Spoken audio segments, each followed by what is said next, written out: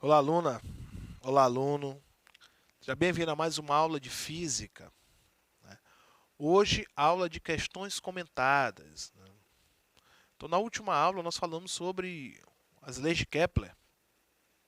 Nós vimos a importância das leis de Kepler, né, para o desenvolvimento das teorias sobre o movimento dos planetas, né, dos astros, né, os movimentos de translação entre esses astros, né? Então, nós vimos a primeira, a segunda e a terceira lei de Kepler, né? A primeira, que era a lei das órbitas, né? Acreditava-se até então, né, depois que teve o fortalecimento da teoria heliocêntrica, que os corpos, né, os astros, faziam movimentos circulares, né, em torno, né, do Sol. A Terra fazia um movimento circular em torno do Sol. Mas aí Kepler disse que não eram movimentos circulares, e sim movimentos elípticos, né, elipses. Então, a segunda lei é a lei das áreas, né, que esses planetas, né, eles varrem áreas iguais, ok? Dentro ali daquele raio médio entre o planeta e o Sol. E a terceira lei, que é a lei dos períodos, né, que o quadrado do período vai ser ter uma relação ali, né, uma razão ao cubo do raio médio entre esses corpos. Então, essas três leis de Kepler foram fundamentais e reforçaram, né, deram um embasamento muito grande para o que vem depois, que é a gravitação universal, né, proposto por Isaac Newton, né? Então, vamos responder exercícios sobre essas leis de Kepler, essas três leis de Kepler, certo? E comentar também, né, que é o mais importante. Então, vamos à primeira questão. A primeira questão diz o seguinte: qual é a figura geométrica que mais se assemelha à órbita de um dos planetas em torno do Sol? Certo? Então, aqui é uma questão que fala sobre a primeira lei de Kepler, né, que é a lei das órbitas. Então, a lei das órbitas vai dizer o seguinte, né, que os planetas eles vão fazer um movimento em torno do Sol, né, seguindo aqui uma figura geométrica, né, que está em uma das opções. Então, a letra A ele diz que é uma reta, certo? Será que o planeta ele consegue fazer um movimento retilíneo em torno do Sol? Acho bem difícil, né? B, seria uma elipse, né? C, seria uma hipérbole. Letra D, seria uma parábola, ou letra E, uma circunferência, certo? Então, nessas questões, o que nós temos que identificar, o que vocês vão ter que identificar, certo, são os absurdos da questão, já tirar esses absurdos dessas questões, né, já isolar esses absurdos e ficar apenas com aquilo que pode ser verdadeiro, certo? Então, nós podemos eliminar, por exemplo, a letra A, a letra C e a letra D.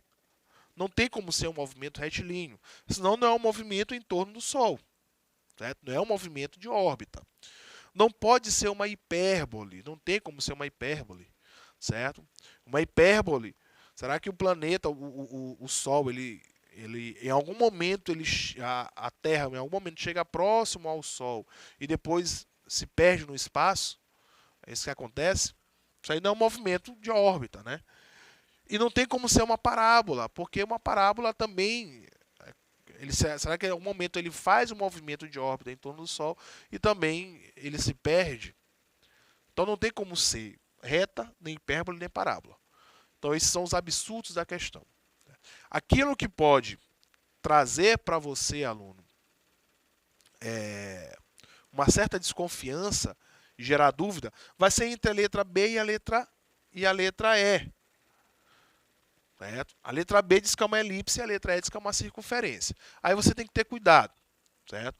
Porque pela lei de Kepler, ele diz justamente que o movimento ele não é de circunferência, porque acreditava-se, né, vindo lá de Copérnico, né, acreditava-se que seria circunferências e não é circunferências, certo? Kepler, com as suas observações e com o seu modelo matemático, ele afirma que é elipse. Okay? Então, o movimento em torno do Sol é de uma elipse, resposta à letra B. Ok? Vejam que a questão é muito simples, basta ter atenção naquilo que está se perguntando. Questão bem fácil. Então, resposta à letra B é elipse. Ok?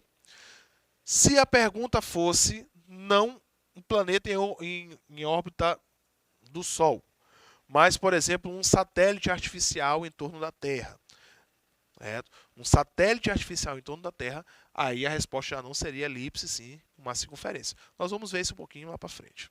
Tá, ok? Então tem que ter cuidado também ao que a pergunta está, não é, o texto que está na pergunta, ok? Lá está falando sobre a órbita de um dos planetas em torno do Sol, certo? Se a órbita de um dos planetas em torno do Sol é uma elipse, né? Vamos lembrar lá da lei. A lei diz o seguinte, que o movimento dos planetas em torno do Sol ele não é de circunferência, não é circular, e sim uma elipse, de tal forma que o Sol ele ocupa um dos focos. O Sol ocupa um dos focos dessa elipse. Lembrando que a elipse tem dois focos, certo? Então o Sol ocupa um dos focos, certo? A observação que você tem que ter em torno disso é que uma circunferência ela é um caso especial de uma elipse. Okay? A circunferência é um caso especial de uma elipse. Ou seja, Kepler ele não exclui o movimento circular, totalmente circular. Certo? Então, pode acontecer de alguns astros fazerem movimentos circulares. Certo?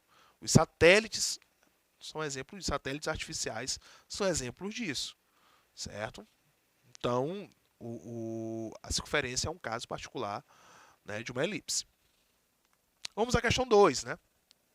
Diz o seguinte, um planeta descreve uma órbita elíptica em torno do Sol. Certo? Pode-se dizer que a velocidade de translação desse planeta é... Vamos lá. Lá na segunda lei, que é a lei das áreas, né, já se sabia que o movimento era elíptico. Certo? Na lei das áreas, Kepler diz o seguinte, olha, nós temos dois pontos, né, que é o ponto chamado de periélio e o ponto chamado de afélio. Certo?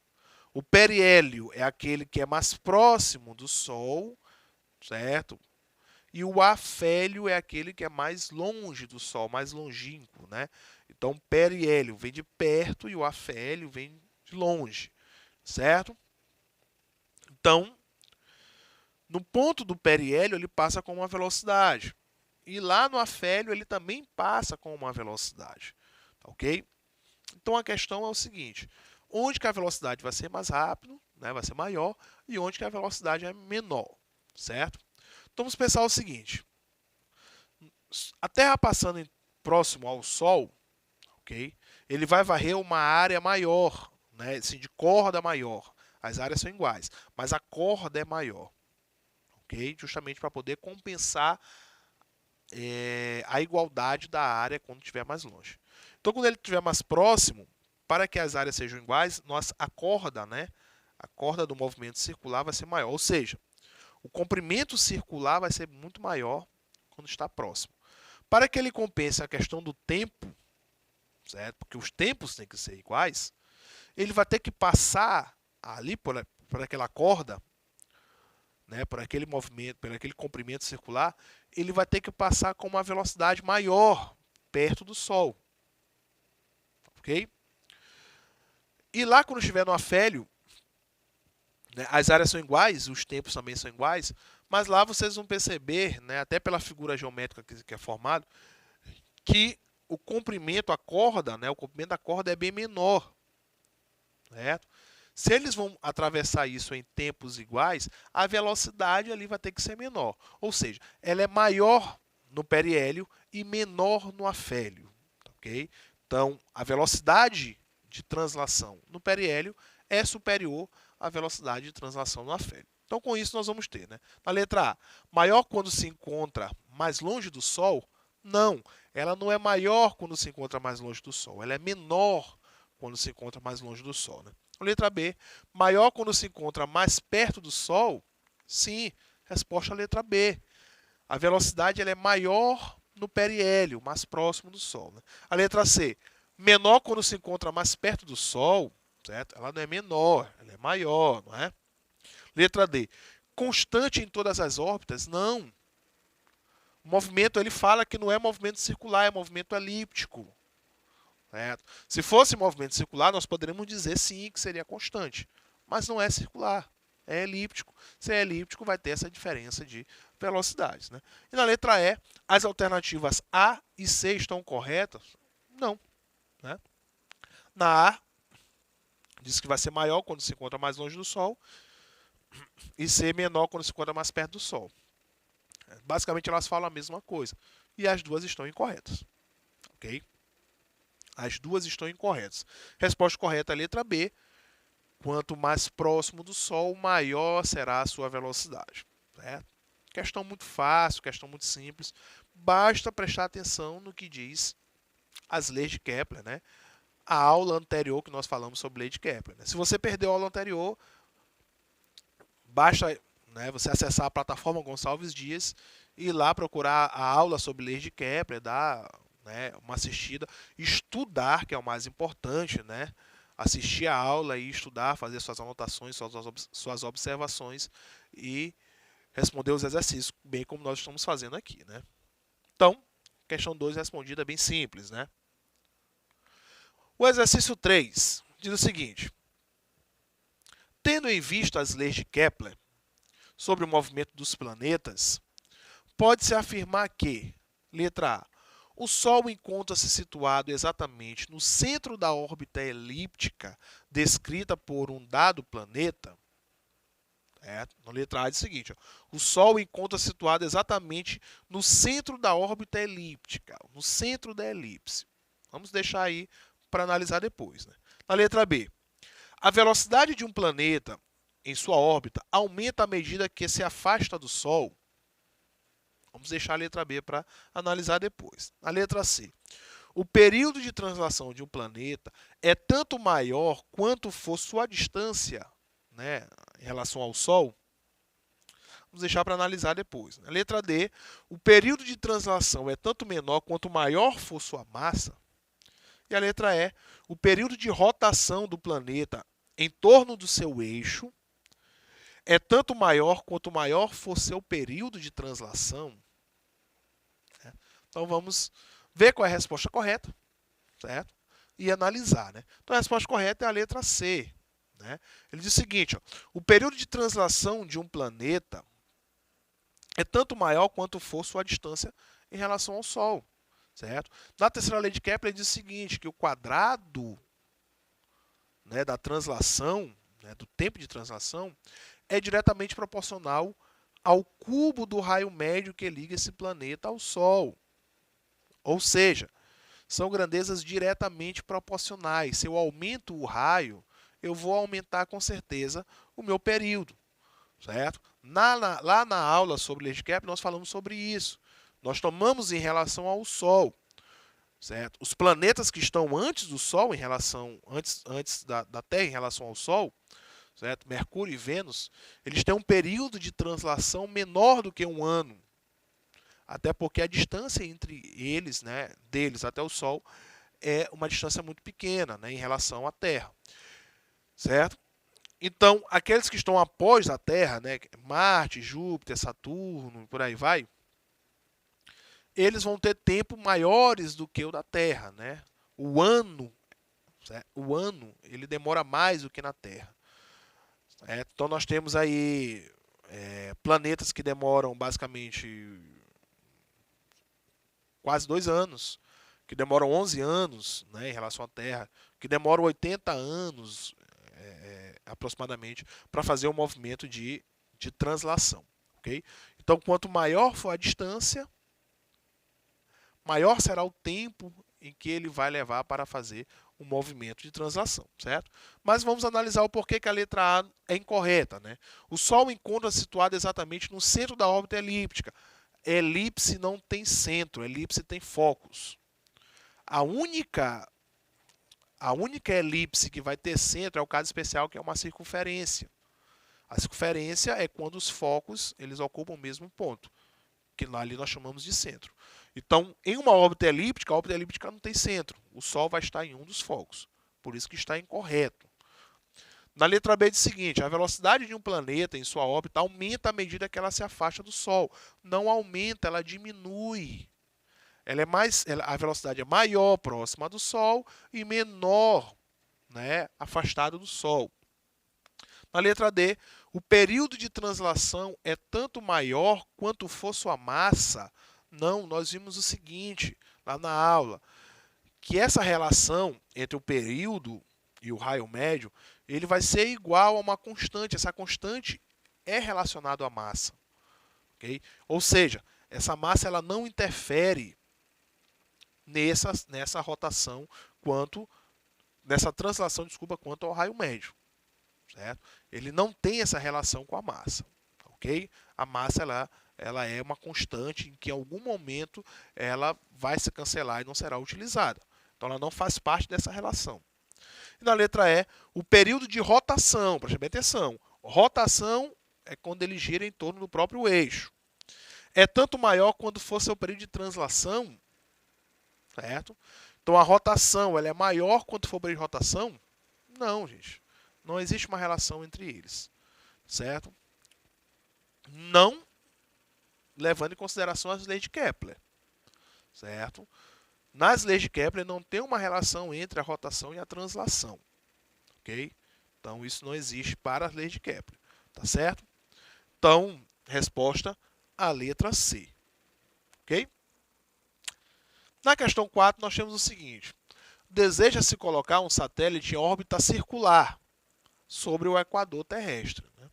De forma que um observador situado sobre a linha equatorial veja o satélite sempre parado sobre a sua cabeça. Considerando as afirmações abaixo. 1. Não é possível tal situação, pois o satélite cairia sobre a Terra devido à força de gravitação.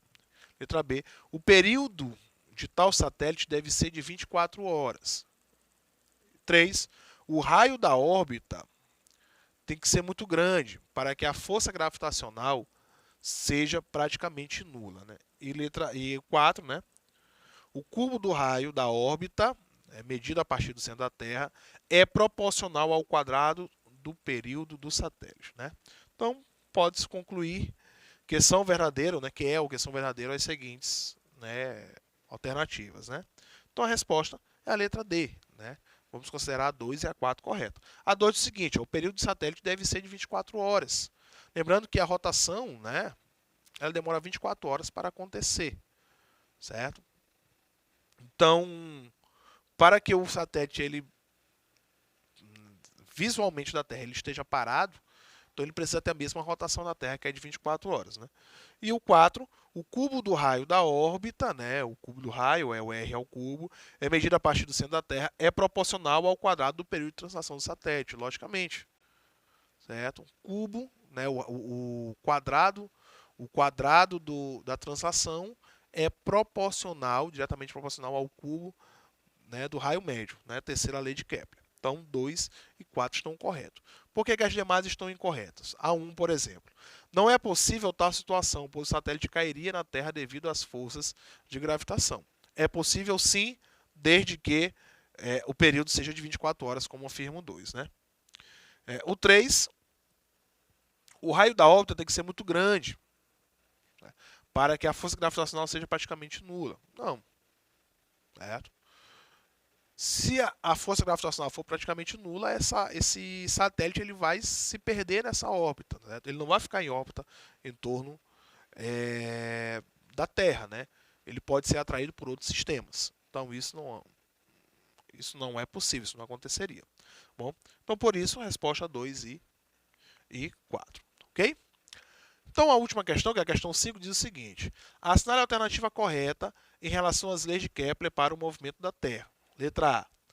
As 3 leis de Kepler são resultado de observação de natureza puramente empírica, que contrariam a mecânica newtoniana. B. As leis de Kepler baseiam-se no fato de que a força gravitacional entre os planetas varia no inverso do cubo da distância entre os centros dos planetas. C. A primeira lei de Kepler diz que as órbitas descritas pelos planetas são circunferências perfeitas, A letra D, a segunda lei de Kepler diz que o módulo da velocidade de translação de um planeta, né, velocidade aureolar, ao redor do Sol é constante. E letra E, a terceira lei de Kepler diz que a razão entre o quadrado do período de revolução de um planeta ao redor do Sol é o cubo do semi-eixo de maior trajetória. Certo? É uma constante que depende da massa do Sol. Então a resposta é a letra E. A terceira lei de Kepler realmente fala sobre essas relações, certo? E é uma constante que é proporcional, né? Que tem a ver com a massa, né? No caso a massa do Sol, ok? As demais alternativas A, B, C e D vai ficar para vocês analisarem o porquê que estão incorretas, certo? Com isso nós finalizamos a nossa aula de hoje e até a próxima.